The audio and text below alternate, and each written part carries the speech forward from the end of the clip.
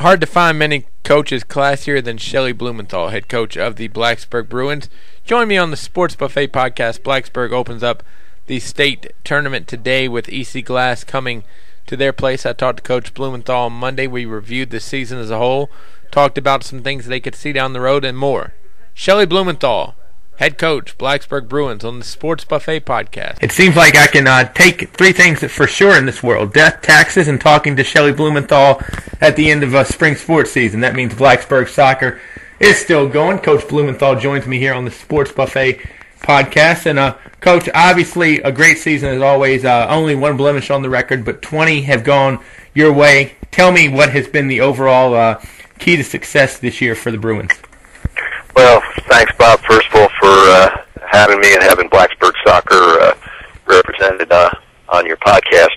We have been a team that I think has pretty good balance, and I think a group of a nice mixed group of veterans and some younger players that have been helpful, and particularly we have three senior captains that have lots of experience. This is their fourth year on the team, and they've played in some very big games, and I think they're trying to lead the way for the guys.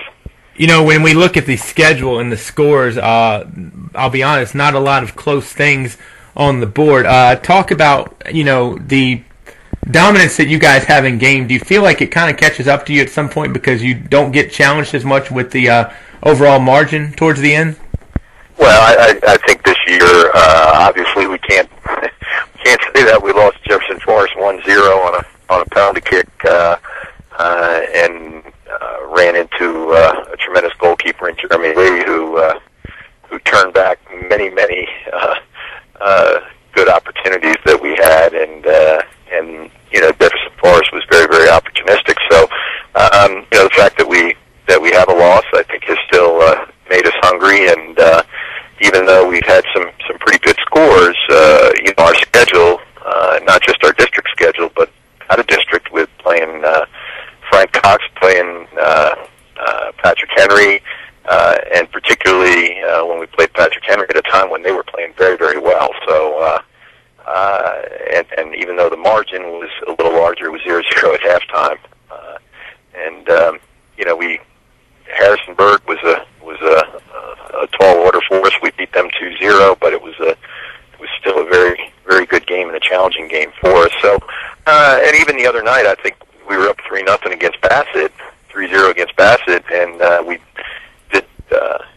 pretty much took our starters out and gave up a goal to make it 3-1 with 6 minutes to go. So we still had some games that have made us really have to work, and I think in general our guys know that some of that we've had 3 games with Salem that 2 were 2-0, one was 5-2, but we were down 1-0 to Salem in the game that we beat them 5-2. So we've had some challenges to overcome anyhow, and even though the margin might have wound up being a little bit bigger.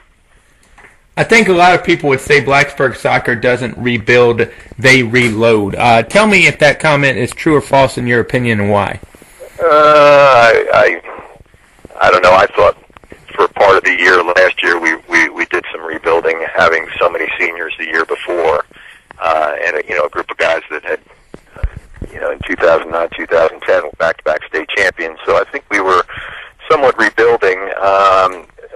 At the same time, I think that the tradition we have in this program for many, many years, and young people wanting to be part of it that are in our school, I think has allowed us to maybe sometimes people will make the comment, but I think it does go in cycles as far as the numbers, and the fact that this year we have 10 seniors on the team, and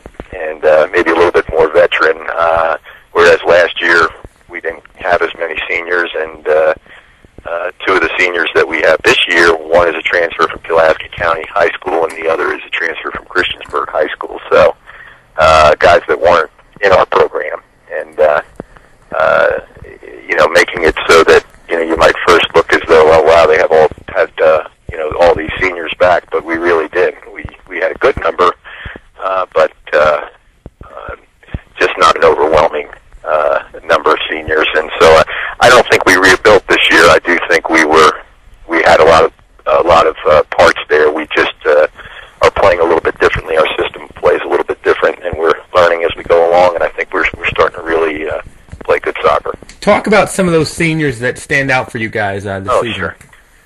Michael Meekum is a senior, or senior captain who plays in the central midfield, and he has 20 goals and 4 assists from that position. And he's just had an outstanding year. And in addition, he started 2 years at center back for us his freshman and sophomore year, and then last year we moved him to the midfield, and he has signed a soccer scholarship with UNC Wellington. We have another midfielder named Tyler Carbaugh, who is also one of our captains, and he has started since postseason of his freshman year, where he played outside midfield. Now he's in the middle, kind of an attacking midfield role.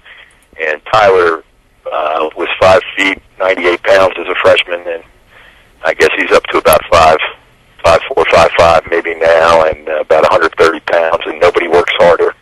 I don't think anybody's worked harder in our program over the years to become a strong player, and he and Michael really have a great rhythm together in the midfield.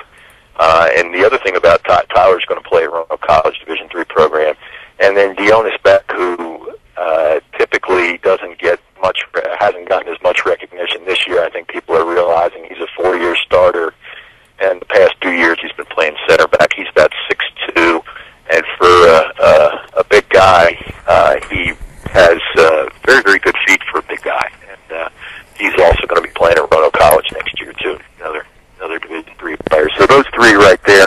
Cole Sinclair, our goalkeeper, was backed up Michael Relaford, who's starting goalkeeper at Lynchburg College past 2 years and had a great start to his career at Lynchburg. Cole is also going to be playing at Roanoke, and we're 21, and he's given up 4 goals in 21 games, and 3 of those were penalty kicks. So he's another that I think is a senior that's helped us move along very, very well in that regard. You know, I think when you hear the word understudying, especially for somebody like Michael Relaford, as talented as he was, I think an understudy can either, just, kind of count the blades of grass out there and figure, hey, I'm never going to play, or really embrace the role and really try to learn from a standout in front of them. Tell me how Cole approached that and what he really took from Michael's game. Well, and that's great, Bob. Great point, because they live in the same neighborhood, and even practice, they would usually travel to practice together when Cole was a sophomore and Michael was a senior, and that's when our gym collapsed and we were practicing at 7:30 a.m. We were, in a double section with the middle school and the high school, and I think in a way it was a good thing for him, because he got a chance to see Michael's work ethic, got to see how Michael approached things, and realized, his time was going to come, and was he going to embrace it or not? And I think he really has embraced it. He's a very competitive young man, and Cole, I think, has also seen how well Michael's done in college, and I think that's been something that has appealed to Michael as well. To Cole as well, is to continue playing at the next level. And one of the things that I think Cole has learned from Michael is Cole was always very, very strong at making some great saves, but we had to get him consistent on making the saves he should make, and that's some of the things that I think he learned from Michael is a strong goalkeeper playing against a strong team is going to have to make 1 or 2 great saves a game, but you also have to make the saves that are not just routine, but ones that you should make, and that make your team confident. The other part I think that happened is you've seen how vocal Michael is in the back, and how leadership in the back starts with the goalkeeper. Before we talk about EC Glass real quick, I want to hit one more point on a soccer goalie. I'm a big baseball fan, and to me the closer kind of has to have the shortest memory on the team, because if he blows a save one day, you want him back out there the next day. With the soccer goalie, if that goal gets by one time, he's got to automatically forget that. Talk about the soccer goalie and how tough mentally he's got to be. Oh, and I think, oftentimes the demeanor of your goalkeeper, becomes mirrored in the rest of your team. If they see that your goalkeeper, is going to bounce back and is still positive and confident, then the team stays confident. So if things don't go well and they're pouting, then the rest of the team has concerns. And I think that's one of the things that we preach with our goalkeepers is you got to get on to the next save, and let's move forward onto the next save. That's over. And oftentimes too, especially if a goalkeeper may give up a goal that typically they would make the save on. We oftentimes will go up and say, hey, we've seen you make that save 100 times before. That's over with. Let's get on with the next one. And we're behind you, and we wouldn't be here if it wasn't for you. And so I think that the psychology of that is something that we as coaches have to instill in the goalkeeper, and then that goalkeeper takes that and lets the rest of the team know by his demeanor and his just his whole affect where he is, and if he's beyond that particular play. The EC Glass Hilltoppers are the opponent for you guys. They're going to have to come to your place on Tuesday. What worries you about Randy Terrell's squad? Well, first of all, they have a lot of speed, and they're playing extremely well. They took Jefferson Forest to a 0-0 draw. They were, I guess they were 1-0 in the district tournament, and someone had told me that was a very even game, could have gone either way. And I think those are some things where they've had some confidence in the fact that after they played Harrisonburg earlier in the season, then came back and went up to Waynesboro, I guess it was, and beat them in the Region 3 tournament. Turn around and beat them 2-1 tells you a whole lot about where they are and what their mindset is. Michael Kenny, we know, is an outstanding player, and Zach Valentine is one of their playmakers, along with Gibson Gardner, and they have two very strong exchange students that are in the lineup. Excellent sweeper and goalkeeper Sam Bradford and Zach Bodecker. We played against, in the past, so we know a fair amount about them. The other thing that I think that they have is they seem to be a little more technical this year than they were last year. They had, the three prolific, I think, somewhat prolific players with their seniors that were excellent scorers. I guess it was Walker and Schuyler and Vito, the three of them. They were just very, very tough, and they had that long throw in too. And so a lot of speed and balance, I think, are some of the things that are concerning to us, and also the fact that they're playing so well. If you are fortunate enough to get past EC Glass, obviously the state semis and state finals are at Radford. Does their field fit to your play of or your style of soccer at Radford? Yes, it does. We believe so. We play our home field is 75 yards wide. We don't think it's got the surface that Bradford's field does, which is just a beautiful surface. A fast pitch. But yes, we like to move the ball around and use the width of the field. So yes, we think that would be a wonderful opportunity. But we've got to get there first, and I think our guys know that it's a one-step process each way through. So when you're in postseason. Well, Coach, in case I don't get to talk to you again, I'll close it up with this question. And again, I'm not trying to look ahead or anything because there's a lot of soccer left to be played, but I think maybe the greatest soccer rivalry in the state, if you ask a show of hands, everybody's hand is probably going to go up when you talk about JF and Blacksburg. If you did meet, it would be a rematch in the state finals. Just talk a little bit about what Jed has done with that program and Coach Zaring's squad this year, who has given you the only blemish. Well, Jed, I hope people understand what a tremendous job Jed has done there to build that program.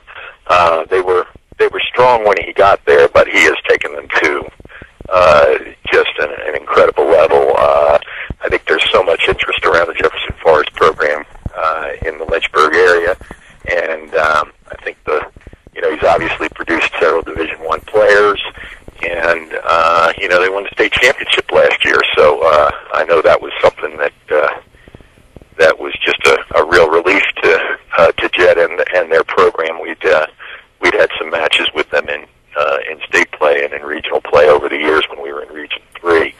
And, without question,